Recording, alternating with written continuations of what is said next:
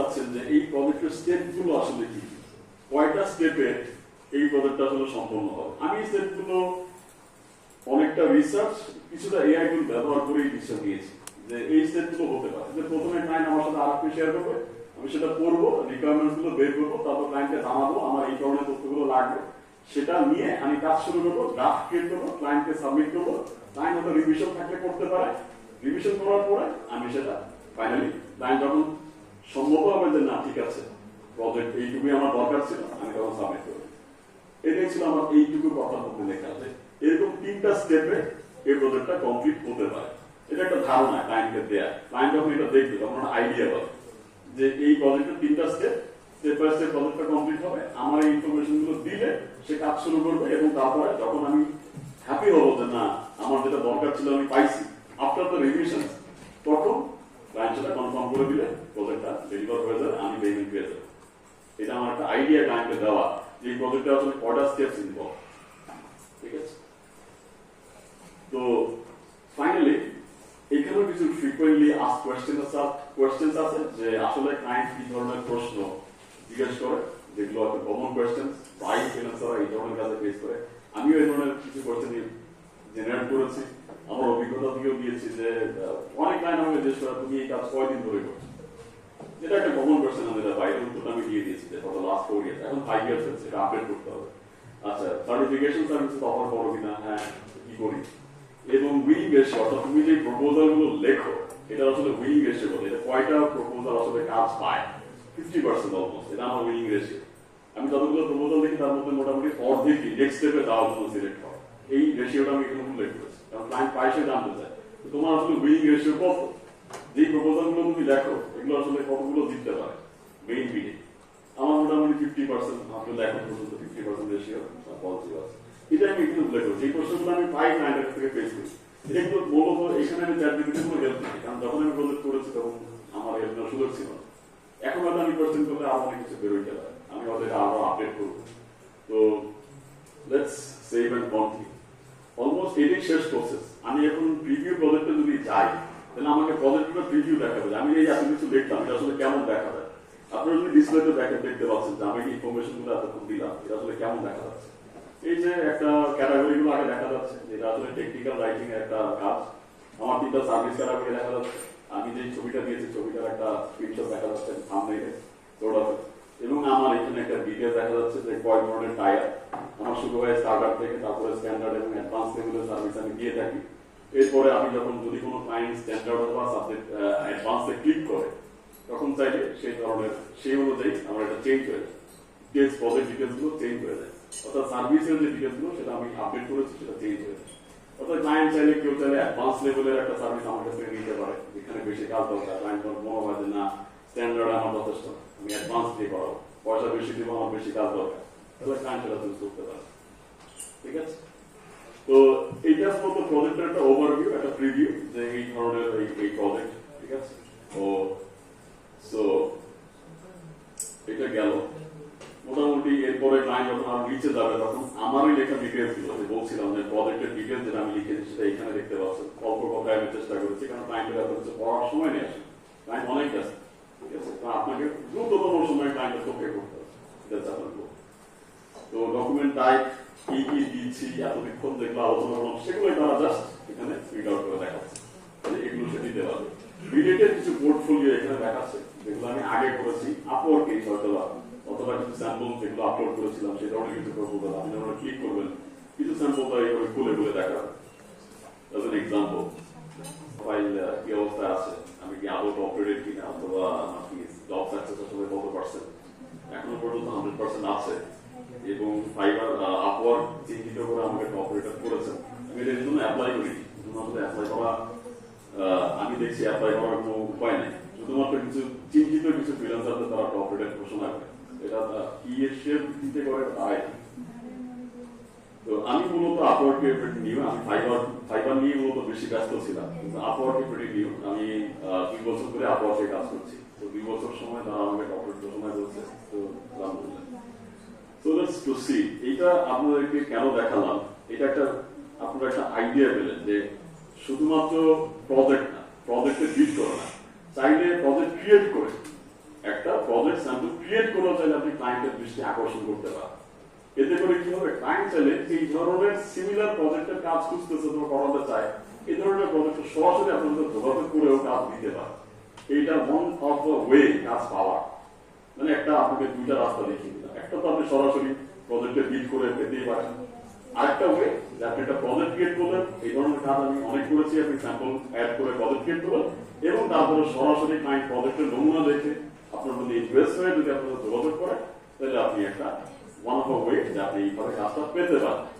আমি পাই, আমি এখনো পর্যন্ত কোনো প্রজেক্টে বিড করে কাজ পাইনি। আমি সাধারণত এই যে প্রজেক্টগুলো আমি পাবলিশ করেছি এখান থেকে ক্লায়েন্টের রেসপন্স, ঠিক আছে। তো এটা হচ্ছে গিয়ে ফাইবারে, জি ফাইবারে আপনি মনে হয় মিস করেছেন প্রথম অংশ ছিলেন, আমি ফাইবারে গিগ ক্রিয়েট করে দেখিয়েছিলাম, গিগ আপডেট করে, হয়তো আপনি ছিলেন না, এটা মিস করেছেন। জি ফাইবারে তো আপনার আপনি গিগ ক্রিয়েট করছেন, ওটার নাম ওইখানে গিগ, একই জিনিস, কিন্তু ওইখানে নামটা গিগ, এখানে নাম প্রজেক্ট, ওরা নামটা আলাদা করে দিচ্ছে। ফাইবারে এই জিনিসের সেম জিনিসের নাম ফাইবার হচ্ছে কি গিগ, এখানে হচ্ছে প্রজেক্ট, এটাই পাচ্ছেন। তো ওইখানে একটা গিগ দিয়ে চিহ্নিত করবে যে একটা সেলার একটা গিগ পাবলিশ করলে সেই গিগ দেখে ক্লায়েন্ট যোগাযোগ করবে। একই প্রশ্ন এখানেও হচ্ছে, আপনি প্রজেক্ট পাবলিশ করছেন, আপনার প্রজেক্টে ইন্টারেস্ট হয়েছে ক্লায়েন্ট, আপনার সাথে যোগাযোগ করে এই কাজটা দিতে চায়, না তোমার তো দেখলাম ভালোই অভিজ্ঞতা আছে, আমি এই কাজটা তোমাকে দিয়ে করা হচ্ছে, আপনি ডিল করেন ক্লায়েন্টের সাথে, কথাবার্তা বলে যদি কাজ দিতে পারেন, ঠিক আছে। অ্যাজ এ ফ্রিল্যান্সার আমি একটু দেখাতে চাই যে আমাদের সময়টা আসলে কোথায় ব্যয়, কি কাজ আমরা সময় ব্যয়।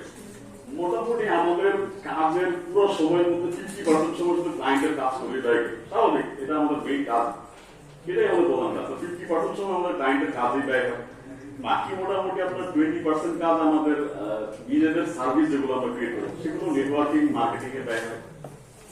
অ্যাডমিনিস্ট্রেটিভ কাজ আমাদের হিসাব কিতাব কিছু অন্যান্য কাজে, অ্যাডমিনিস্ট্রেটিভ কিছু কাজে 10% ব্যয় হয়। আর স্কিল ডেভেলপমেন্ট, যেহেতু ফ্রিল্যান্সিং বলছিলাম এটা কন্টিনিউয়াসলি গ্রোয়িং, বুঝতেই পারছেন ভেরি কম্পিটিটিভ, এখানে যদি আপনি স্কিল গ্রো না করেন তাহলে আপনার টিকে থাকা খুব মুশকিল হবে।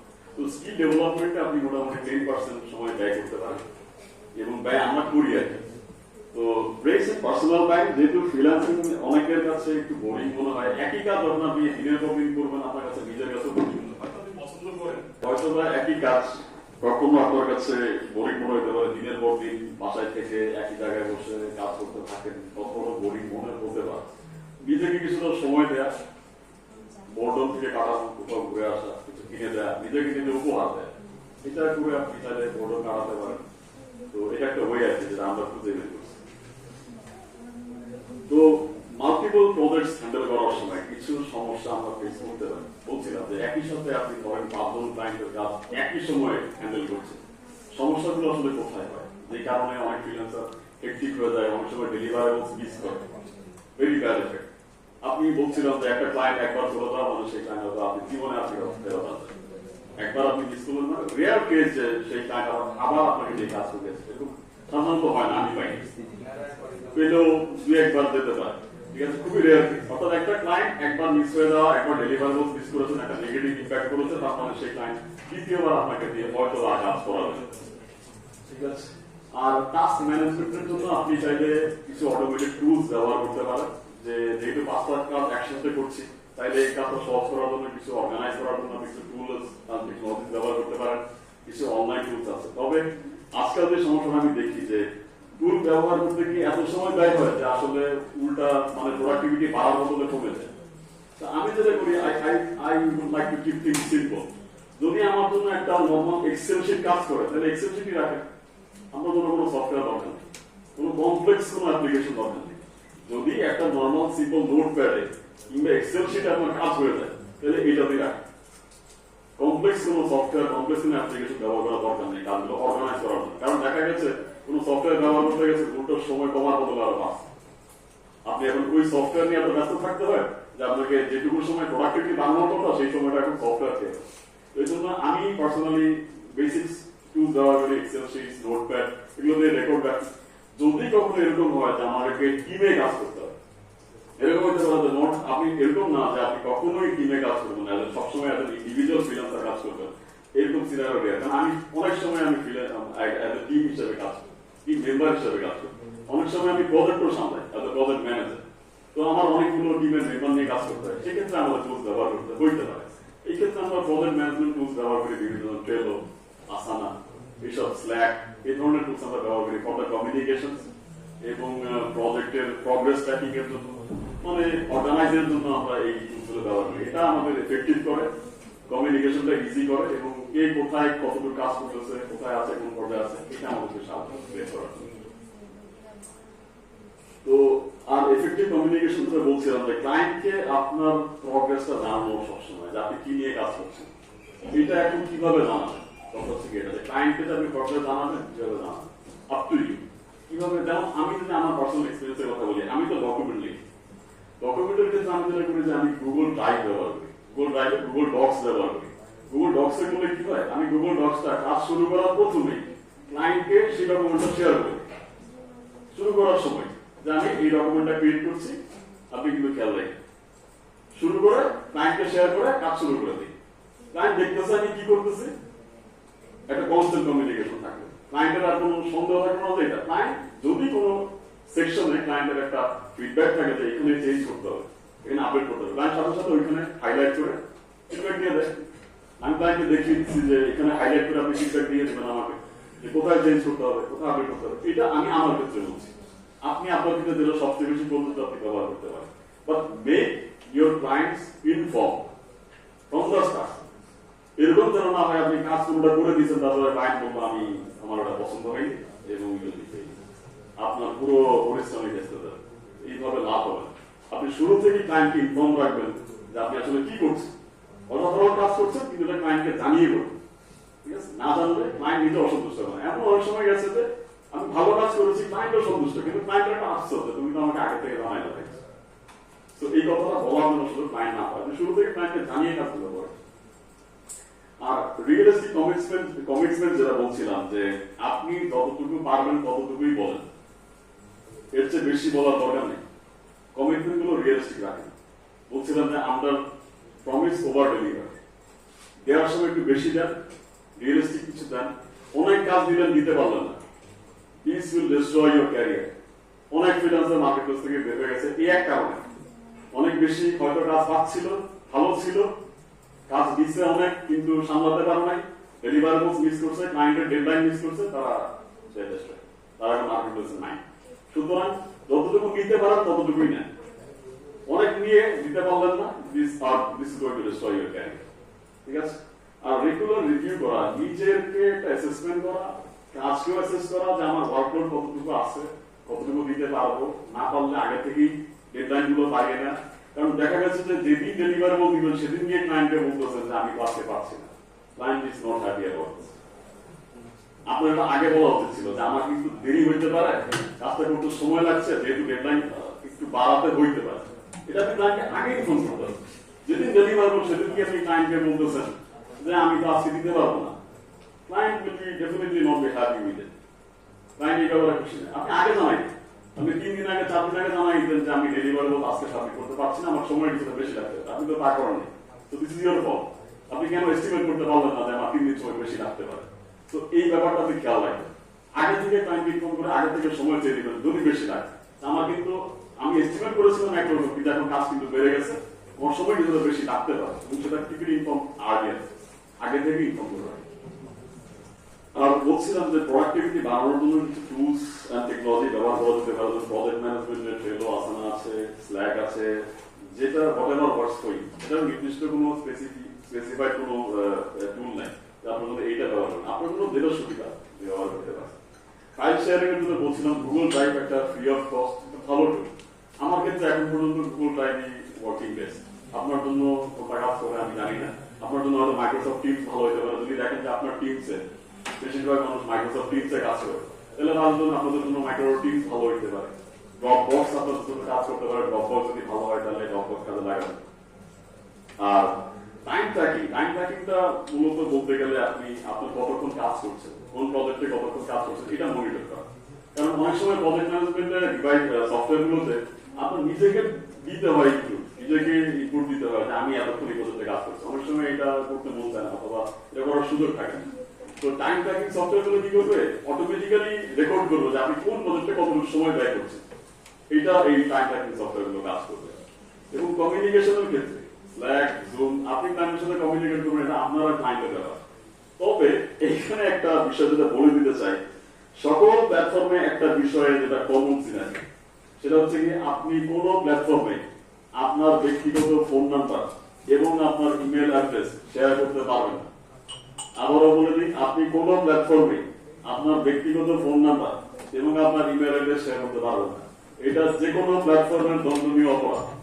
এটা যদি ধরা পড়ে একবার দুইবার ওয়ার্নিং দিবে, তারপরে প্ল্যাটফর্ম আপনার প্রোফাইলটা বন্ধ করবে। ঠিক আছে, এটা বলে দিচ্ছি, এজন্য তাই আপনার আগে থেকে সতর্ক থাকে। অনেক ফ্রিল্যান্সার আগে থেকে দেখা গেছে ক্লায়েন্টের কাছে বাইরে যোগাযোগ করার জন্য বেশি আগ্রহী হয়, করে নিজেদের ফোন নাম্বার অথবা ইমেল অ্যাড্রেস দিয়ে ফেলে। ফাইবার কিন্তু এটা ট্র্যাক করছে। আপনি যখন ফোন নাম্বার দিচ্ছেন বা ইমেল অ্যাড্রেস দিচ্ছেন, এটা ফাইবার দেখবে। ফাইবার সেটা ম্যানুয়ালি রিভিউ করবে, এমন না যে কোনো অটোমেটেড সফটওয়্যার ব্যবহার করে। মানুষ চেক করবে যে আদৌ কি আপনি ইমেল অ্যাড্রেস অথবা ফোন নাম্বার শেয়ার করেছেন কিনা। এই জন্য কোনো ফোন নাম্বার, এমনকি ফোন শব্দটাও ফাইবার ট্র্যাক করতে পারে, ইমেল শব্দটাও ফাইবার ট্র্যাক করতে পারে। আপনি কার কাছে ইমেল চাইছেন কিনা, যে কোনো ক্লায়েন্টের ইমেল আপনি চাইলেন অথবা ফোন নাম্বার আপনি চাইলেন অথবা নিজেরটা দিলেন, তো be very careful about it. এই জন্য অনেকের প্রোফাইল বন্ধ হয়ে গেছে খোলার পর, যে সে আপনার প্ল্যাটফর্মের বাইরে ক্লায়েন্টের সাথে যোগাযোগ করার চেষ্টা করেছে, যেটা যে কোনো প্ল্যাটফর্মে।